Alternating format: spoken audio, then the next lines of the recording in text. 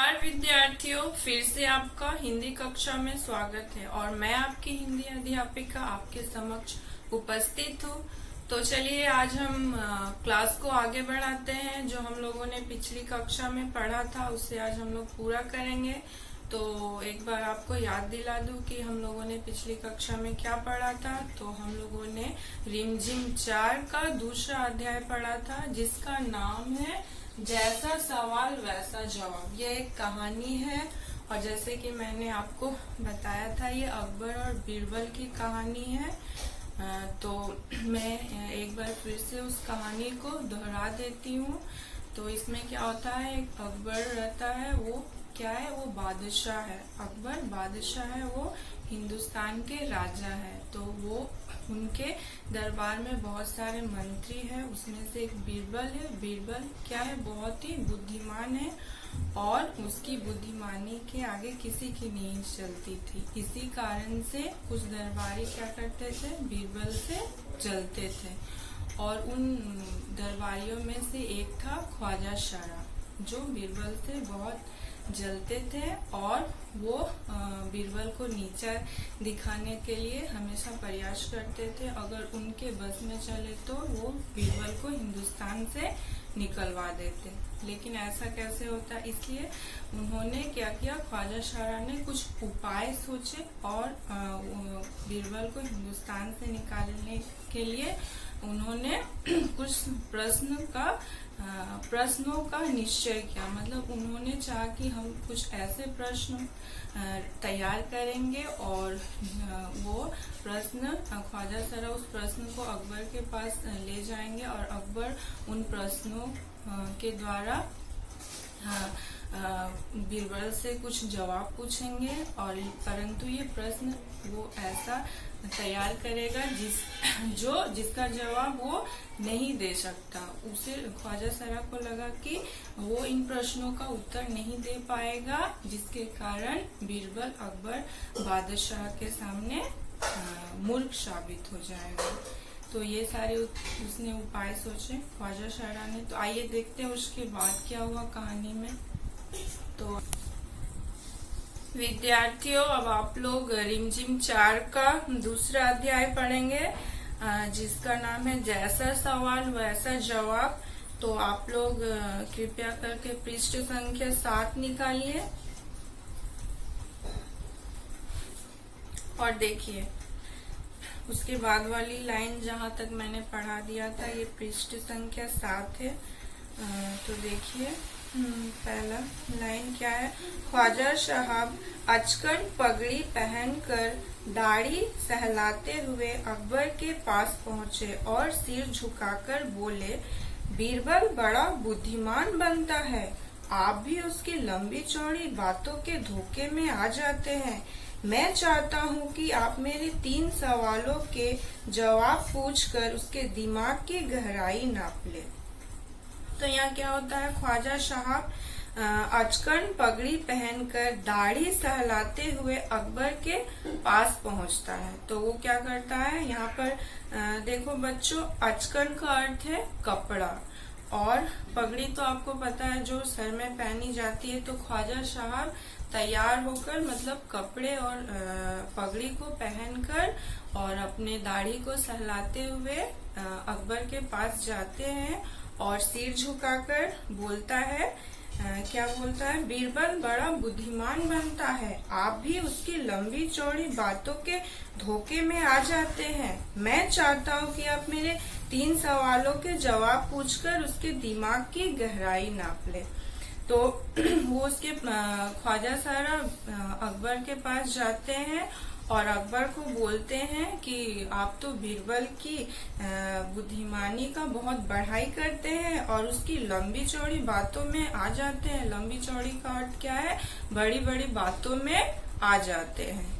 ऐसा ख्वाजा शारा अकबर को बोलते हैं। और फिर उसके बाद देखिए क्या बोलते हैं, मैं चाहता हूँ कि अब मेरे 3 सवाल के जवाब पूछकर उसके दिमाग की गहराई नाप ले। दिमाग की गहराई नाप ले का अर्थ है बच्चों कि वो इन सवालों के माध्यम से अकबर को बोलते हैं कि उसकी बुद्धि, वो कितना बुद्धिमान है, वो आप जान सकते हो इन 3 सवालों के जवाब से। ठीक है, इसका यहाँ पर यही अर्थ है। उसके बाद वाली लाइन देखिए, उस नकली अक्ल बहादुर की कलई खुल जाएगी। और बच्चों एक यहाँ शब्द है कलई, कलई का अर्थ है पोल खुल जाना। तो वो उसको ख्वाजा सारा अकबर को बोलते हैं कि आप इन 3 सवालों के जवाब से आप उसकी दिमाग की गहराई को नाप लेंगे और इससे आपको ये भी पता चल जाएगा कि उसकी वो कितना बुद्धिमान है। ये सब पोल भी खुल जाएगा। ठीक है, ये कौन बोल रहा है यहाँ पर? ये ख्वाजा सारा अकबर से बोल रहा है। उसके बाद वाली लाइन देखिए, ख्वाजा के अनुरोध करने पर अकबर ने बीरबल को बुलाया और उसने कहा, बीरबल, परम ज्ञानी ख्वाजा साहब तुमसे 3 प्रश्न पूछना चाहते हैं, क्या तुम उसके उत्तर दे सकोगे? फिर क्या होता है, ख्वाजा के अनुरोध करने पर अकबर बीरबल को बुलाता है और बीरबल को बोलता है, बीरबल, परम ज्ञानी मतलब जो बहुत ज्ञानी है ख्वाजा सारा, वो तुमसे कुछ प्रश्न पूछना चाहते हैं, तो क्या तुम उसका उत्तर दे सकोगे? यह बात कौन बोलता है? यह बात बादशाह अकबर। बीरबल बोले, जहां पना जरूर दूंगा, खुशी से पूछे। ख्वाजा साहब ने अपने 3 सवाल लिखकर बादशाह को दे दिए।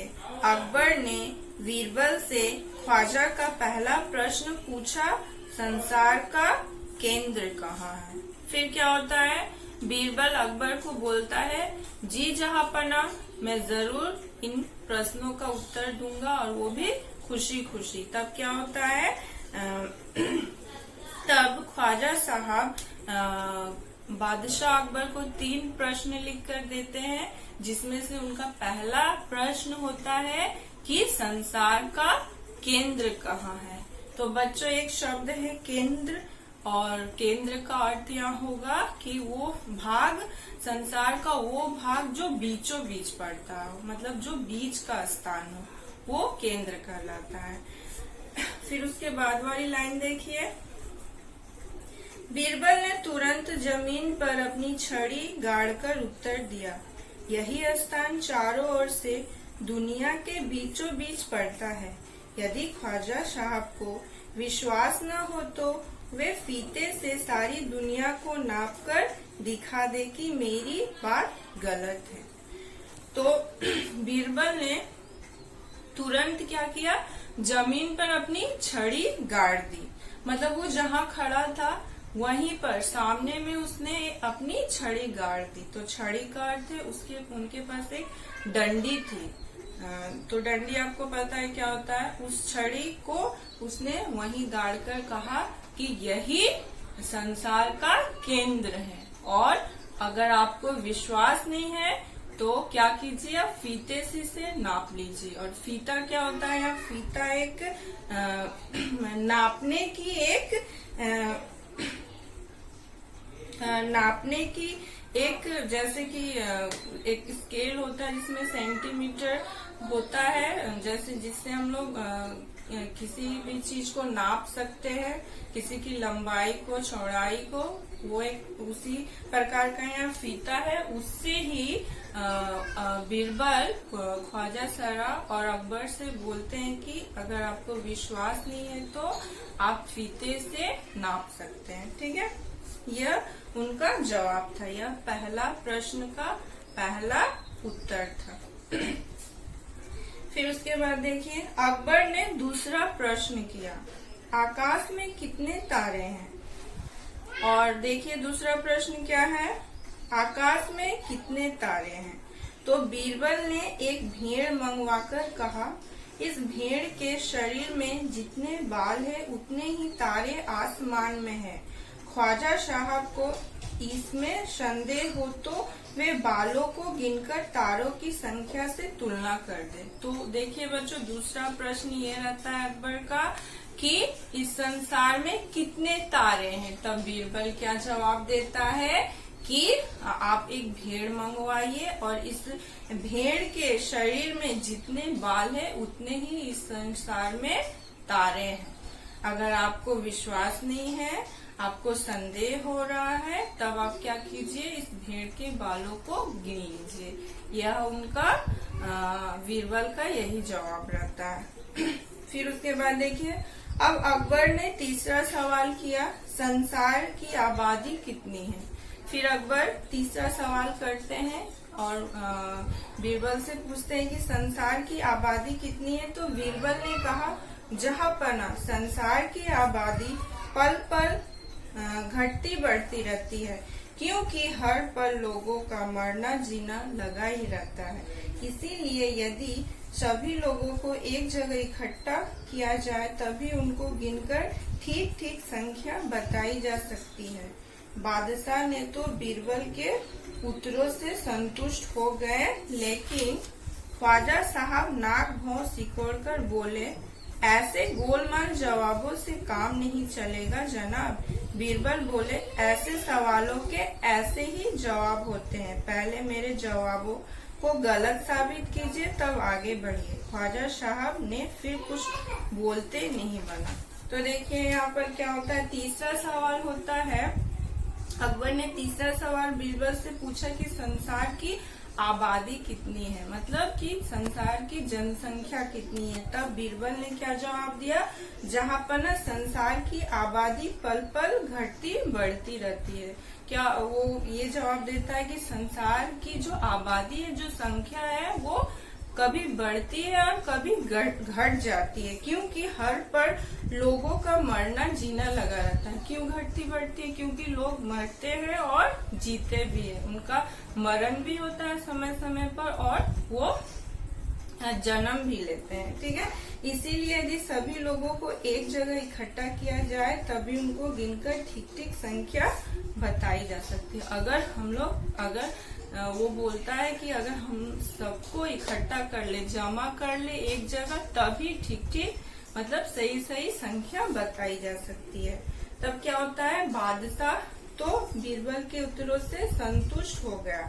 बीरबल के जवाबों से अकबर संतुष्ट हो जाता है, मतलब वह खुश हो जाता है उनके जवाबों को सुनकर। लेकिन क्या होता है, ख्वाजा साहब क्या करते हैं, उन्हें ऐसे जवाबों से वो संतुष्ट नहीं होते और बोलते हैं कि ऐसे गोलमोल जवाबों से काम नहीं चलेगा। तभी बीरबल क्या बोलते हैं कि ऐसे सवालों का ऐसा ही जवाब होता है।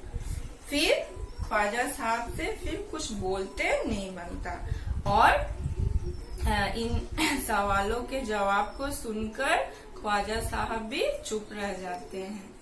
तो बच्चों, आज आप लोगों ने इस कहानी में बहुत कुछ सीखा और मुझे पता है आप लोगों को बहुत पसंद भी आया होगा। तो आज के लिए यही तक, धन्यवाद।